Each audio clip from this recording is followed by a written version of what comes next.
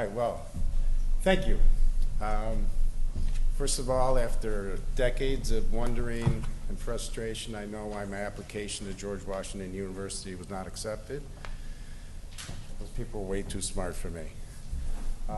This also serves as my conflict of interest slide. And you'll be disappointed to know that I plan on not really talking about products today, I'm sure. Oop, there we go. Okay, I want to talk about a topic I think is important in the live cell industry that's being poorly done. A total quality approach to working with cells outside the body. So where do they exist outside the body? Of course, they spend a lot of time in the incubator. They also spend time under hoods and glove boxes, being processed, or maybe in an open bench.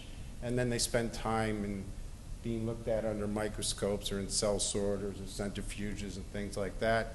Or they're moving in between these areas while we have them outside the body. So the issue with not adopting a total quality approach is that it creates issues in the industry. Every other industry does this. You know, they use quality management systems to ensure that the product they're producing is consistent, it's reliable, it's safe. You know, you think of the automotive industry or electronics.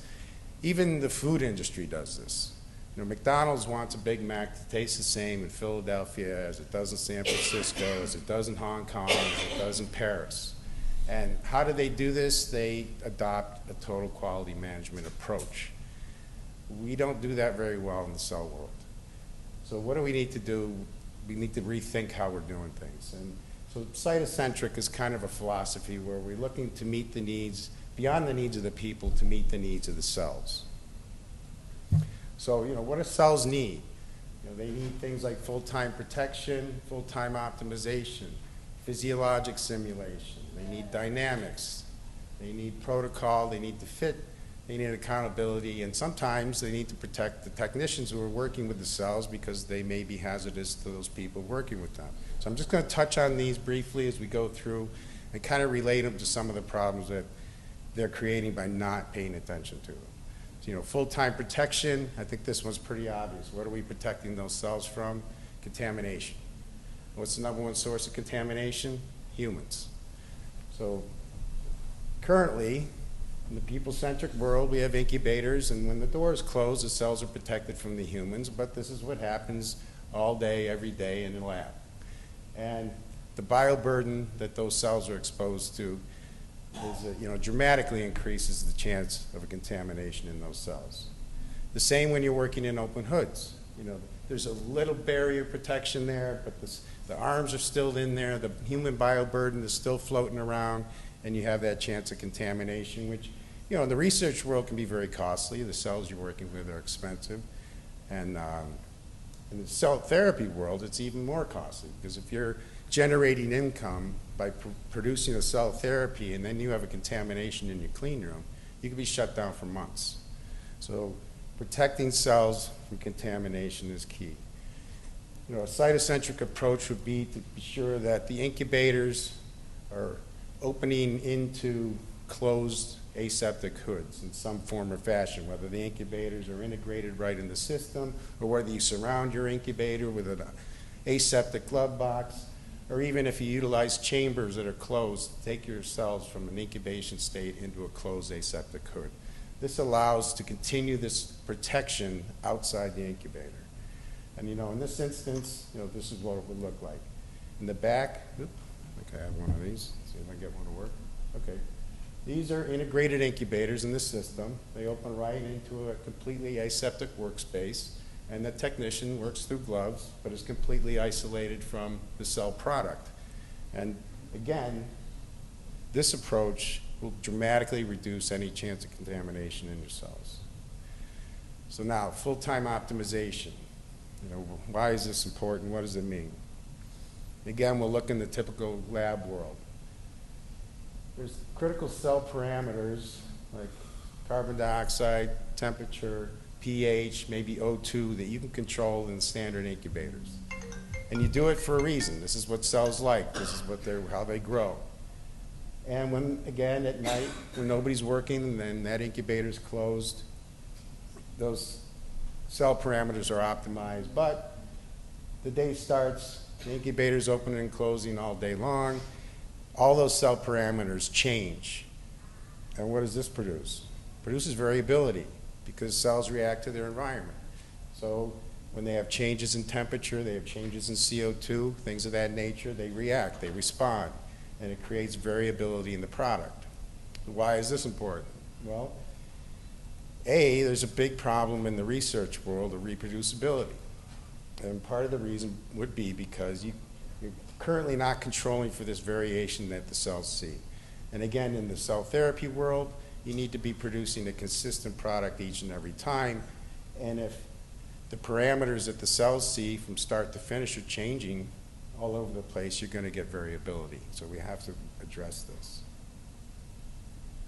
You know, taking a cytocentric approach, whether those cells are in the incubator or whether you're processing them, whether you're looking at them under a microscope or centrifuging them, if you control the parameters inside and outside, then those never change, and you reduce the variability that we're currently seeing.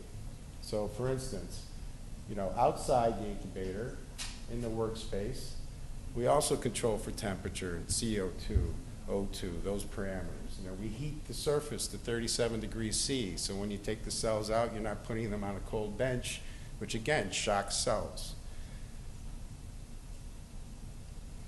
So again, looking at where we have the cells as they exist outside the body, you know, a cytocentric approach would optimize the conditions that the cells see, whether they're in the incubator, the hood, machines, or going in between.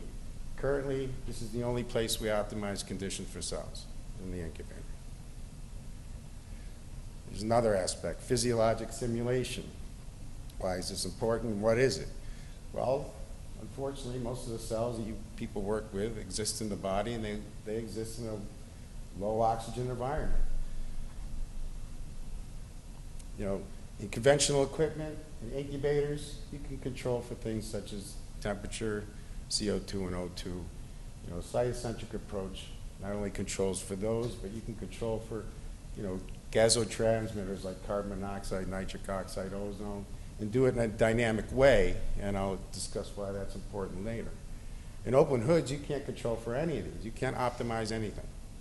And you can't create physiologic simulation outside at all. So why is that important? Okay, again, you can control everything inside and outside the incubator. We had a great talk earlier this morning Professor Anderson gave, and she talked about a very predictive assay for predicting the development of cancer. Unfortunately, in the drug development world, the cell-based assays that we currently use are quite frankly lousy. And one of the reasons is if you're testing your compounds on, say, cardiomyocytes that were cultured and expanded and grown in room air, are they really the same as a cardiomyocyte that's in the body? And probably not, because they do adapt to their environment. Gene expression changes, cell signaling changes, things of that nature. And it's important because people are relying on these cell-based assays to make that decision of whether you're going to move that compound forward. And once you do, you've committed hundreds of millions of dollars. And unfortunately, currently, many of those choices are poor. They finally get this compounds utilized in the humans, and you see either the efficacy is not there that you saw in the dish, or more likely than not, you see toxicities that you didn't see in the dish. This might be a reason why that the predictive value of cell-based assays is not good. Okay, dynamics. Well, cells are dynamic in nature. They metabolize, they differentiate, they produce molecules, they proliferate. So how do you deal with this? This is kind of an example here. You know, it's just a typical cell expansion protocol. You know, so let's say for O2, for example, you're not controlling it. So you have a constant O2 in the incubator, for instance. Well, over time, as the expansion occurs, they're consuming the oxygen, and that level is going to change over time. Again, you're reducing variability in your expansion. But if you can dynamically control the O2 level in the incubator, so it rises to a degree that keeps the O2 stable in your culture media, you're, again, taking out that variation that we're seeing now. Another application of this would be hypoxic preconditioning or implant preconditioning. This can be automatically programmed in our platform. You know, cells are cultured typically in room air, 21% oxygen. They get used to it, they adjust to it. They don't die, you know, they live, they proliferate. But then you're going to take those cells and you're going to inject them in a low oxygen environment. It's going to go into an environment that's typically less than 5% oxygen. And it's going to create stress, cell shock. It's why people who are climbing Mount Everest have to stop at different altitudes for a period of time to acclimate before they go further. We're not doing that. And you know, preconditioning cells, and there's a lot of data out now, publications, can help enhance engraftment and viability. And why would this be important? Well, maybe you don't have to produce as many cells to inject into the patient or animal model that you're using to see the effect you're looking for. And this can have a dramatic impact. You know, protocol. You know, there's an industry surrounding different culture vessels, different media, different growth factors and things of that nature. But, you know, typically we have one protocol in the lab. You know, it's 5% CO2, 37 degrees C. And that's all you can do in a standard incubator. But cells, again, may need different O2 levels or other parameters. So if you utilize independent incubators, you can essentially run, in this picture here, my math is right, 12 different protocols in the same platform. You can have a 1% oxygen, 5% CO2 protocol there. This could be 10% O2, 5% CO2. You can have a 40% O2, 5% CO2. All in the same platform, and you simply match the outer environment outside before you access those cells, so again, they don't see any variation in the conditions. Okay, fit. This is kind of it's important, but we took some liberty here. All right, so it needs to fit. You know, it needs to fit your research now. You need to have a lot of options. You're not all doing the same thing. You don't all use the same equipment. It needs to fit your budget, which of course you all have to deal with constantly. And you have to have affordable options. It needs to fit your lab space. I've been to a lot of labs and you can barely get in there yourselves. So, you know, you have to accommodate for the space that you have. And then really another consideration is to have a platform that's modular and you can upgrade later as your needs grow, as your budgets grow. So you don't buy a piece of equipment today and then 3 years from now have to throw it away and buy something else.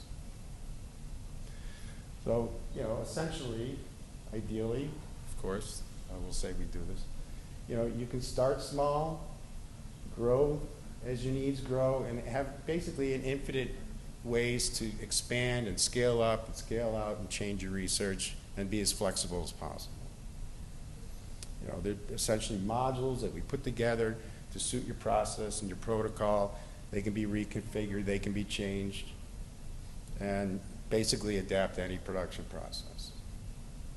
All right, accountability, this is, well, it's important everywhere, but especially in the cell therapy world, you know, you want to be able to prove that you made those cells the same way each and every time. So, you know, how do you do that in our world? Our systems are run off software, and each chamber is independently controlled and monitored and data logged. So if you wanted to look at what was going on in process chamber 1, you hit that button and you'd see something like this. And you would get a real-time reading of all of these cell parameters that are being controlled and monitored. So you can see live what's happening to your cells. You can set upper and lower limits, so if anything goes out of variance, alarms will go off, you'll know something's wrong right away. So, you know, really this is quality by design. You can't get this type of information in an open lab. You can't do this type of monitoring, and you don't have this type of control. And also, you know, this is all data recorded, data logged. The regulators love it. You can prove each and every time that you've produced the same product in the same way. And last but not least, technician protection.